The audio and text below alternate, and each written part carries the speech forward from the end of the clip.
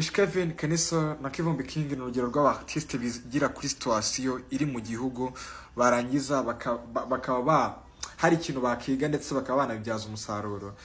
Keniso Kevin ndetse n'umuntu bita Kivumbi King nibo bartiste ba mbere muri kino gihugu cyacu cy'u Rwanda bamenye umuvuno ko na myaka 20 buri artiste bafite muri no carrière. Cyambere cyo n'abartiste ubona ko ni bashya ku isoko ryacu cy'u Rwanda ariko babashya ku isoko mpuzamahanga ari nawo umutego umuntu bita Juno Kizigenza ashobora kwisangamo. Ntabwo ubundi umuziki uri promised, ntabwo nyine ubizi neza ko ufite imyaka 30 nyine urekura hit back to back.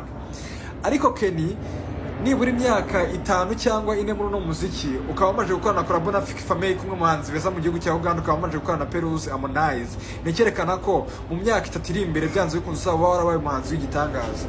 Umuntu bita Kivumbi King ukorana na A-Pass mu gihugu cya Uganda, ugakorana na Aox1 umwe mu producer beza mu gihugu cya Uganda, ukanakorana na Envy Totera mu gihugu cya Kenya, nekerekana ko nyine uri gutagetinga international market.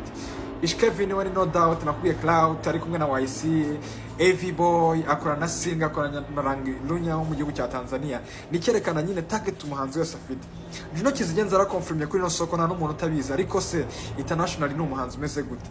Ni naryo kosa rero ryabaye ku muntu bita Bruce Melody, yabaye umuhanzi mwiza hano mu gihugu cyacu cy'u Rwanda ariko atinda kujya ku isoko mpuzamahanga, birangira rero abaye mushya ku isoko mpuzamahanga ariko mu gihugu cyacu yarakonvense. Rero bishobora kuzamusaba imbaraga z'umurengera, ariko iyo bijyaniye rimwe akenshi biroro. Nibyo byabaye kuri Social Mura, nibyo byabaye kuri King James, nibyo byabaye kuri Riderman, nibyo byabaye kuri Tofa, birangira nyine babaye abahanzi beza ariko international bibazo.